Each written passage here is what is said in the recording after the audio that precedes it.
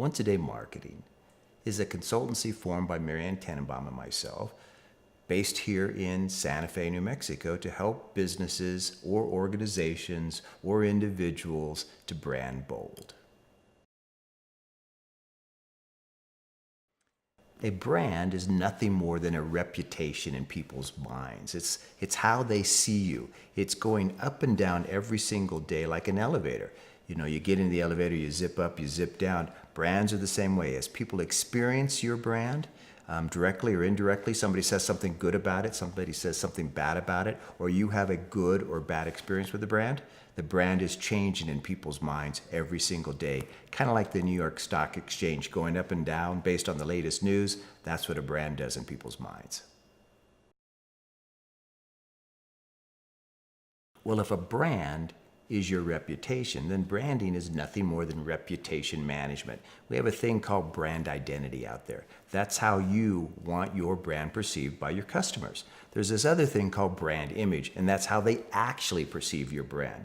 So if you have a desired brand in your mind, branding is the effort to get those two in focus together so that when they think about your brand, they think about you the way you want them to.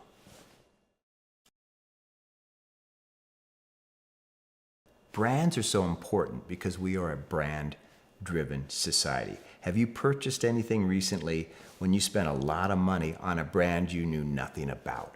Well, that's why it's important when people think about your brand, a clear understanding comes to mind. And what's equally important, when they're looking to buy a product or service, your brand is top of mind. Because if they don't think of your brand at the time they make that purchase, they're going to find somebody else's product or service and they're going to spend the money there. That's why we brand. Once a Day Marketing is all about helping our customers to brand bold. And by that, what we mean is that they do everything humanly possible to ensure that their brand is number one in the minds of their targeted customers. And branding bold doesn't mean just your marketing. Think about Uber. Uber changed the whole way we transport people and goods and services. That's changing perceptions in people's minds. That's branding bold. So branding bold is not just about marketing. Branding bold relates to your product. Branding bold relates to your value proposition. It relates to your place of business and how people engage your product or services to buy it. It relates to the promotion that you do. It also relates to the type of people within your organization because you can brand bold with your people. And it also relates to the process. How easy do you make it for people to learn about your product and then to actually physically buy that product, whether they come into your storefront or do it online or do it through a distribution channel? Well, let me give you some examples of what I mean by branding bold. First, a little company called Apple, right? They came out with their Apple Watch. What was kind of interesting about that is when they introduced it into the marketplace, even though it had all these capabilities, they launched it as a fashion statement. You could only buy the watch initially in high-end fashion boutiques around the world. It didn't last long in the boutiques, but that was their attempt to brand bold.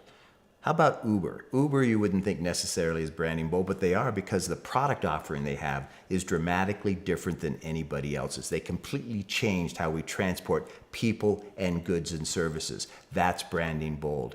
And then the last example is kind of fun. My alma mater is University of Oregon. And when I was there, the movie Animal House was filmed. So recently, Nike decided to create a spoof about Animal House.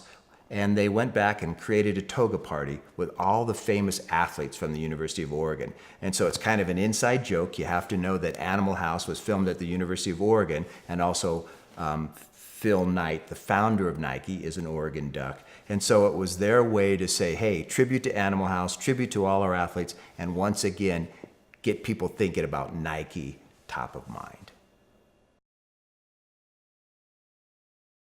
Well, I described what branding bold is all about, and that's being number one in the minds of your targeted customers. So what's branding old? Well, that's doing everything else.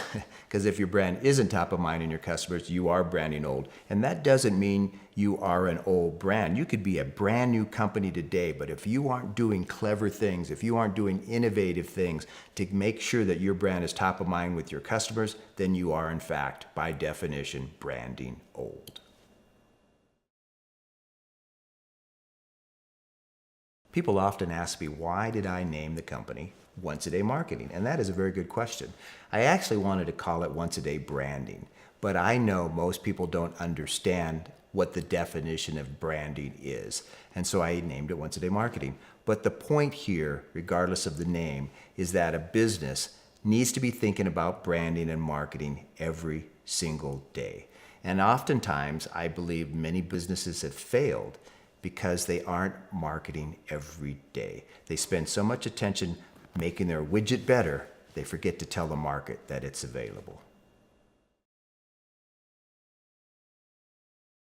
At Once a Day Marketing, we try to brand bold every single day as well. In fact, when we launched the company, if you're going to call yourself Once a Day Marketing, then you better be marketing every single day. And so our first year in business, we created a video blog about branding every single day. So at the end of the year, we had created 250 blogs about how to enhance your brand that we posted on our website. Another way to brand bold is even my own moniker. There were the branding guy out there, and there were several of them. So I decided that by just changing it to that branding guy, it would be enough of a differentiator to stand out through search engine optimization, and that is the case. And so today I'm known as that branding guy as opposed to the branding guy. Another way to brand bold, and I think it might be seen somewhat as traditional, but I believe it's very important, and that is literally getting your face known in front of people. So I do a lot of lecturing and a lot of panels and other sorts of things with respect to branding. Helping people understand how to brand is a way that I get myself known. Also created a radio show called Ask Those Branding Guys with a partner, Dave Haydick, on the show. And that was another way, because now our show is broadcast live in the Santa Fe market, but it also streams over the internet. And then we capture every radio show as a podcast, post that on santafe.com, blog about that on our own Once a Day Marketing site, and share our thoughts about branding every single day.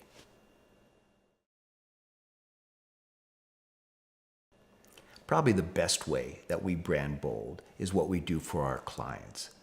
It's our secret sauce, if you will. We work really hard at coming up with innovative ways for our clients to brand bold. They like what we do, they tell their friends, they hire us again, and if there's a thing out there that really stands out about our brand, about branding bold, that would be it.